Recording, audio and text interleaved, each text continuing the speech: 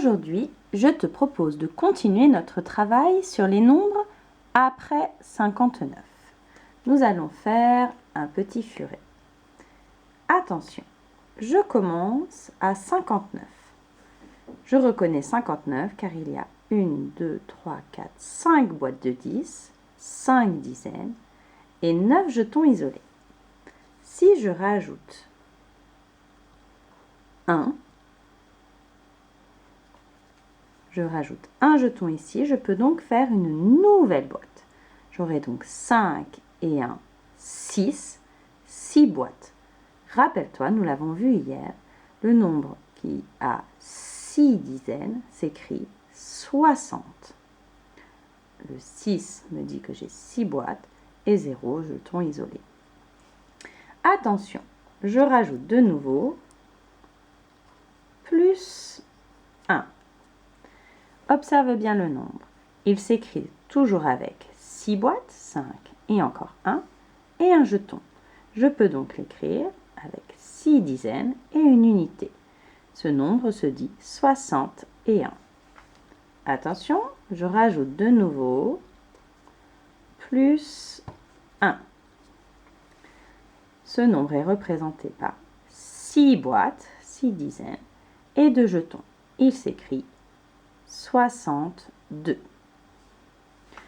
Je rajoute de nouveau 1.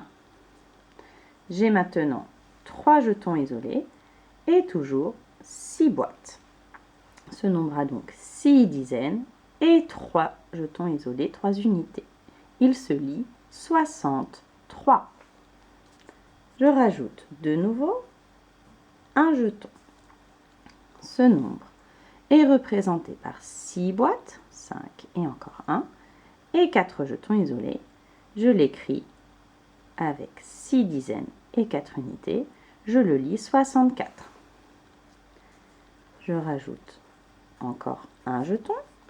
J'ai le nombre 65.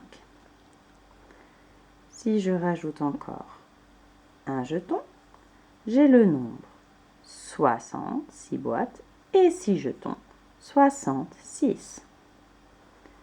Si je rajoute de nouveau un jeton, j'ai le nombre 67, qui est représenté par 6 boîtes et 7 jetons isolés.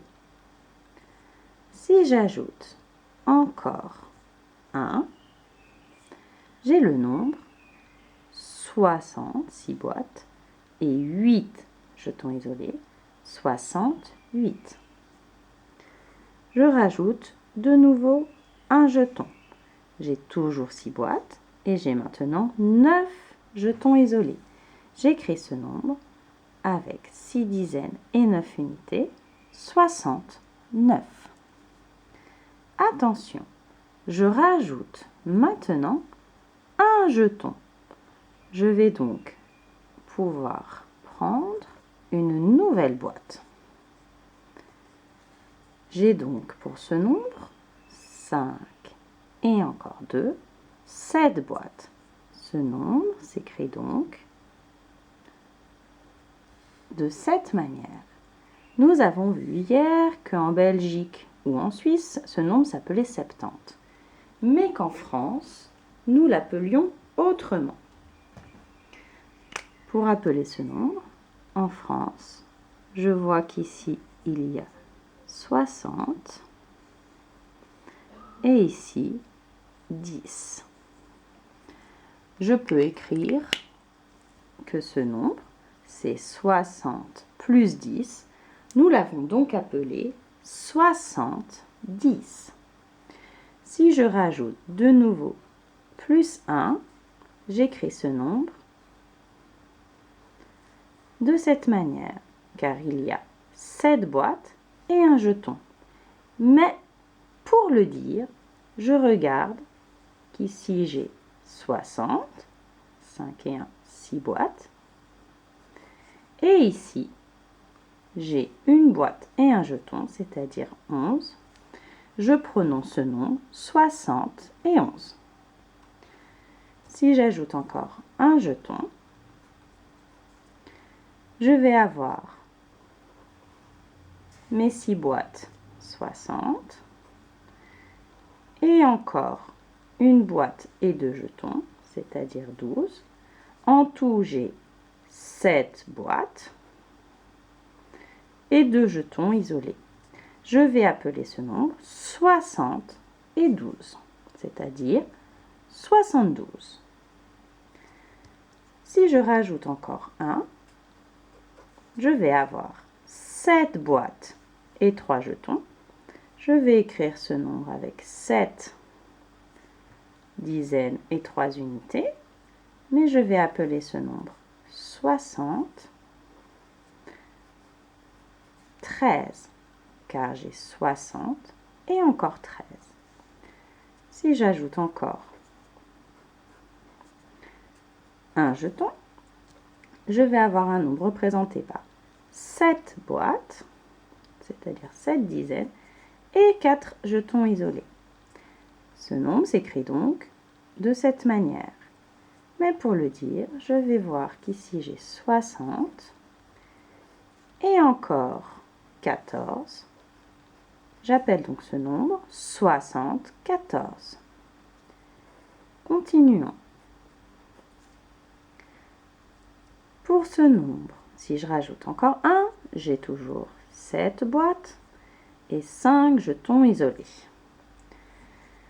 J'écris ce nombre de cette manière, mais pour le dire, je regarde qu'ici j'ai 60 et encore 15. Ce nombre s'appelle 75. Je rajoute encore un jeton. Ce nombre s'appelle 76. Il a 7 boîtes, 6 et encore une, et 6 jetons isolés. Je peux le voir, 60 et encore 16, 76. Je rajoute encore un jeton. Pour ce nombre, j'ai donc 7 boîtes et encore 7 jetons isolés, c'est-à-dire 7 dizaines, 7 unités. Pour savoir comment il s'appelle, je vois que j'ai 60 et encore 17. Ce nombre s'appelle 77. Je continue. Je rajoute encore 1. J'ai donc 5, 6, 7. 7 boîtes toujours. 8 jetons isolés. J'écris donc le nombre avec 7 dizaines et 8 unités.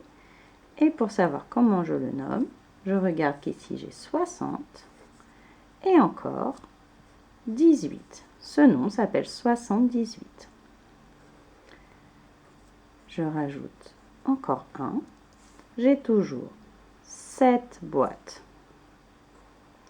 et 9 jetons isolés. J'écris donc ce nombre de cette manière.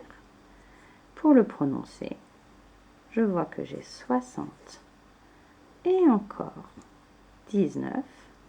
Ce nombre s'appelle 79.